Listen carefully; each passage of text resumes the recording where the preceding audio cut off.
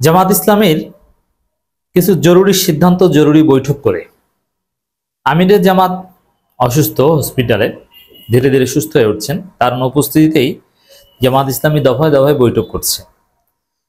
খুবই জরুরি আলাপ। জামাত দেখছে রাজনীতি এভাবে চলতে পারে না, সব কিছু উলাট পালাট করে ফেলতে হবে। দেশ ভুল পথে যাচ্ছে। যে জুলাই ঘোষণাপত্র দেওয়া হচ্ছে ওটা মানা যাবে না, ওটা সংশোধন করতে হবে মাস্ট। জামাত দেখছে, বলছে এই যে নির্বাচনের আয়োজন, ফেব্রুয়ারিতে নির্বাচন, ডিসেম্বরের তফসিল, সব ভাওতাবাজি, পাতানো নির্বাচনের খেলা, একতরফা নির্বাচনের দিকে যাচ্ছে দেশ। জামাত দেখছে এভাবে চলে না। অতএব কি করতে হবে? ঘটনা ঘুরিয়ে দিতে হবে। স্পষ্টতই জামাত ইসলামী রাজপথে, সরোয়ার্দী উদ্যানে, মহাসমাবেশে, জাতি সমাবেশে যে দাবি করেছিল ওই দাবি মানতে হবে, ওইগুলোই করতে হবে। এর কোনো বিকল্প নেই। ওই 7 দফা দাবি সামনে আনতে হবে। ইসলামী আন্দোলন বাংলাদেশ চরমোনাই যে দাবি উত্থাপন করেছিল ওগুলোই চূড়ান্ত সমাধান। এই যে কথিত ঘোষণাপত্র, ফেব্রুয়ারিতে নির্বাচন, চিঠি, অমুক তমুক, সব ভুয়া, এগুলো চলবে না। সব কিছু পাল্টে দিতে চায় জামাত। তা জামাতের হিসাব clear. I repeat, Jamaat Islami জরুরি ভিত্তিতে বৈঠক করেছে, পর্যালোচনা করেছে, তারা সিদ্ধান্ত নিয়েছে, দফায় দফায় বৈঠক করেছে, প্রেস রিলিজ ছাড়াও বৈঠক করেছে, প্রেস রিলিজ দিয়েও বৈঠক করেছে। তো দর্শক, জুলাই ঘোষণাকে সংশোধন করতে হবে। অধ্যাপক মিয়া গোলাম পরোয়ার, এর মানে যে জুলাই ঘোষণাপত্র আপনারা দেখেছেন এটা চলবে না, সংশোধন করতে হবে। এর মানে কি ওটা কি সাইন করবে জামাত? তাহলে রাজনীতিতে তো নতুন খেলা শুরু হয়ে গেছে। জামাত সাইন করবে না। এই যে জুলাই ঘোষণাপত্র, ওটার কোনো চারানা দাম আমি দেখি না, কারণ জামাত সাইন করবে না। জামাত সাইন না করলে কি শুধু জামাত একা সাইন করবে না, না অনেকেই সাইন করবে না। আবার বিএনপি এই জায়গায় সংশোধন করতে চাইবে না, কারণ তাদের মনের খায়েশ পূরণ হয়েছে। তারা সিস্টেম করে ইউনূসের ঘাড়ে বন্দুক রেখে একদম তারা যেটা চেয়েছে সেটা হয়েছে, মূলা ঝুলিয়ে দিতে পেরেছে। তো পরবর্তী পার্লামেন্ট করবে, পার্লামেন্টে বিল উত্থাপন করবে, তারপরে বলবো যে পাশ হয় নাই, জুলাই ঘোষণাপত্র বলতে কিছু নাই বাংলাদেশে। আর যদি বাই চান্স কিছু করাও লাগে তা তো আছেই, বিএনপিটাই আছে, ইসলামপন্থীদের স্টেক এখানে শূন্য। তো দর্শক, জুলাই ঘোষণাপত্র একটি নির্দিষ্ট দলের চিন্তা চেতনা প্রকাশ পেয়েছে বলে গুঞ্জন উঠেছে। এটা মন্তব্য করেছেন জামাত ইসলামীর সেক্রেটারি মিয়া গোলাম পরোয়ার। তিনি বলেন, জাতি জুলাই বিপ্লবের অপেক্ষায় ছিল। ঘোষণাপত্রের দেশের ইতিহাসে এটি একটি গুরুত্বপূর্ণ অবদান হিসেবে লিপিবদ্ধ থাকবে। তবে শত শত মানুষের রক্ত, জীবন যদি ব্যর্থ হয় তাহলে আরেকটি ফেসিবাদের জন্ম হতে পারে। পিলখানার ঘটনা নাই, বিচারিক হত্যাকাণ্ডের ঘটনা নাই, সাপ্পার ঘটনা নাই, স্পষ্ট উল্লেখ করেছেন যে এটা যোগ করতে হবে, এভাবে চলবে না। আবার বিএনপি নেতার টকশোতে যখন এগুলো নিয়ে প্রশ্নের সম্মুখীন হয়, মিন মিন করে। বোঝা যায় যে রাজনীতিতে কোন বাটপারি চলছে। আর জামাত এবারে স্মার্ট। জামাত ইতিহাসে অনেক ভুল করেছে, 47, 71-এ ভুল আছে। এমনকি 111-এর সময় জামাতের সিদ্ধান্ত ওয়াইজ ছিল না। এই জায়গায় জামাত এবার রিয়েলাইজ করতে পেরেছে যে উল্টা পাল্টা কিছু করা যাবে না। রাজনীতি এত সহজ নয়, আঙ্গুল বাঁকা করতে হবে, ঘাড় বাঁকা করতে হবে। জামাত এবার ঘাড় বাঁকা করেছে, পাল্টে দিতে চায় রাজনীতির হিসাব, এটা মানে না।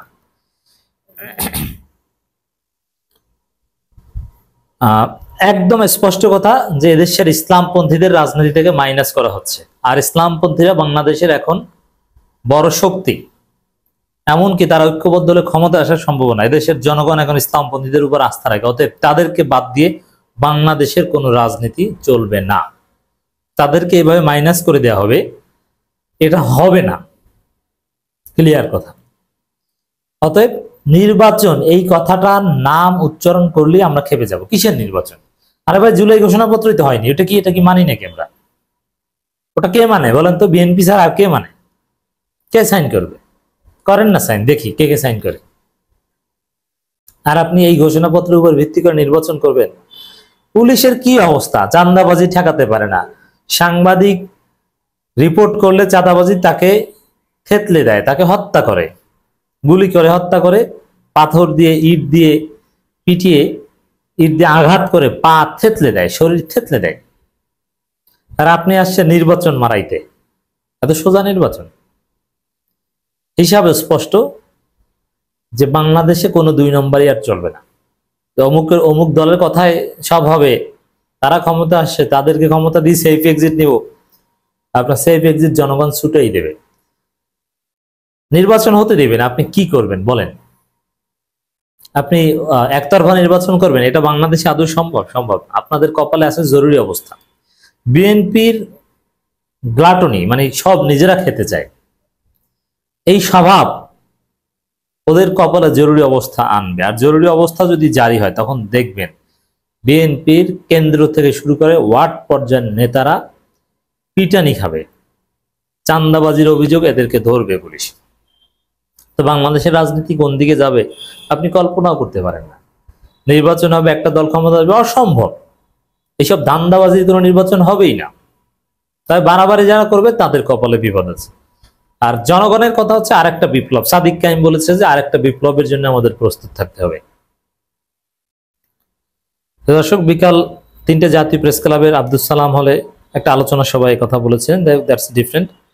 এখানে জামাত ইসলামের আরেকটা প্রেস রিলিজ, জামাত ইসলামীর কেন্দ্রীয় নির্বাহী পরিষদের এক জরুরি বৈঠক। এই নির্বাহী পরিষদ কিন্তু দফায় দফায় বৈঠক করছে। কিছু কিছু বৈঠকের কথা প্রেস রিলিজে আসে না, কিন্তু বৈঠক হচ্ছে। আরেকটা বৈঠকে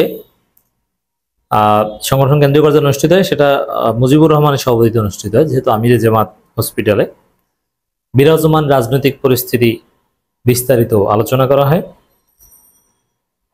এখানে ঘোষণাটা ক্লিয়ার, রাজনীতির গতি প্রকৃতি আগামী দিনের ক্লিয়ার। কি